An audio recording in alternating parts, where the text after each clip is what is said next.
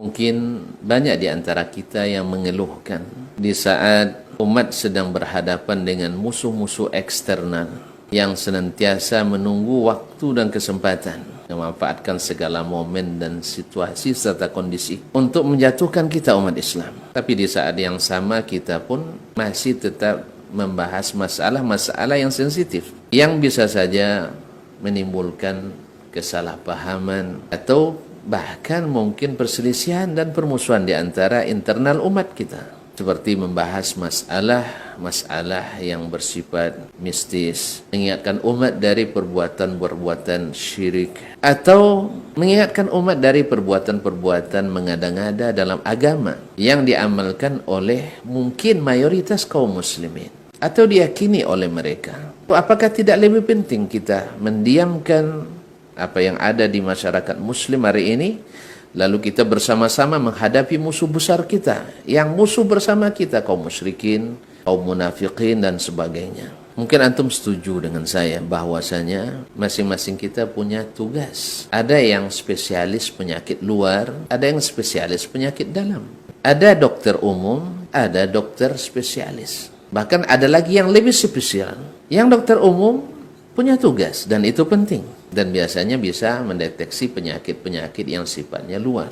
Dan ada yang dokter yang spesialis, yang hanya ketika dokter umum tidak bisa menangani, ditangani oleh dokter-dokter spesialis ini. Demikian juga dalam agama ini, bahwa musuh-musuh eksternal sepakat kita bahwa mereka adalah orang yang berbahaya. Tetapi menghadapi musuh eksternal bukan berarti kita tidak membersihkan barisan kita, tidak merapikan barisan kita, tidak meluruskan kekeliruan kita. Karena sesungguhnya memperbaiki yang di dalam sebelum menghadapi yang di luar mungkin lebih penting. Sebab kekuatan itu adalah di saat semua sistem yang ada di dalam kita sesuai dengan yang telah ditentukan oleh Allah dan Rasulnya SAW. Maka mengembalikan umat dari syirik kepada tauhid itu jauh lebih penting daripada mengurus kesyirikan orang lain yang di luar umat Islam, atau mengembalikan umat yang jauh menyimpang daripada Al-Quran dan Sunnah Nabi SAW yang telah diterapkan dan dipraktikkan oleh Nabi dan para sahabatnya, yang menyebabkan perselisihan berkepanjangan di antara umat ini. Maka kita perlu para ulama yang intens pula untuk menghidupkan sunnah-sunnah Nabi dalam masalah ini. Maka marilah kita saling mengisi, yang mengingatkan umat dari maksiat-maksiat yang zahir, riba, zina, minuman keras, korupsi, zalim dan sebagainya.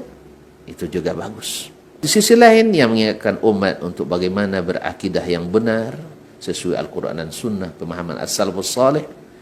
Bagaimana salatnya sesuai dengan salat Nabi SAW, bagaimana zikir dan doanya mencontoh Nabi SAW, bagaimana dalam berkeluarga mengikuti sunnah Nabi SAW.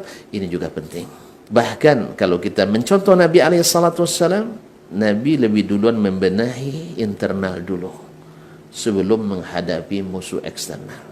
Makanya 13 tahun di Mekah Nabi menahan diri tidak menerima tantangan berperang dari orang-orang yang memerangi dan memusuhinya. Bahkan di awal-awal di Madinah, Nabi sendiri masih menahan. Bahkan ketika perang Badar terjadi, Nabi bukan bermaksud berperang, tapi ingin mengambil kembali hak mereka yang dirampas oleh orang-orang Quraisy. Dan perang Uhud pun karena orang Quraisy yang menyerang Nabi ke Madinah alaihissalam. Jadi Nabi membenahi bangunannya, rumah Islam ini, dari akidahnya, daripada ibadahnya, muamalahnya, akhlak dan adabnya. Di saat mereka satu dalam masalah ini, maka kekuatannya susah untuk dipecahkan.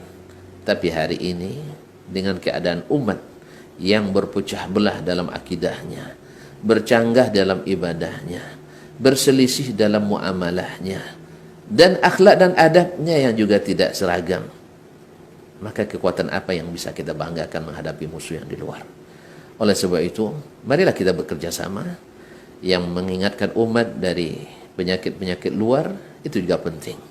Dan yang tidak kalah pentingnya adalah mengingatkan umat untuk membersihkan barisan kita, mengembalikan kepada Allah dan Rasulnya SAW, Sehingga ketika kita menghadapi musuh luar, kita serentak, seia sekata, dan susah untuk dicerai-beraikan. Tapi dalam kondisi seperti ini, maka umat Islam sendiri sangat mudah untuk diadu domba, dicerai-beraikan, dibenturkan, sehingga apa yang kita inginkan untuk tetap menjaga kesatuan dengan segala bentuk perbedaan yang kadang-kadang tidak masuk dalam ijtihad yang tolerir adalah suatu kelalaian kita. Semoga ini bisa dipahami bersama bahwasanya kita sebenarnya harus sama-sama bekerja dan bekerja sama, bahwa ada yang mengingatkan yang di luar dan ada yang fokus mengingatkan yang di dalam. Jangan yang ahli penyakit dalam lebih fokus pada yang ahli penyakit umum dan luar, dan sebaliknya yang dokter umum mengobati penyakit dalam, sehingga akhirnya terjadi hal-hal yang saling menjatuhkan di antara kita bersama. Mudah-mudahan bisa dipahami dengan baik. Wallahu taala alam. Wassallallahu ala nabiyyina Muhammadin wasallam.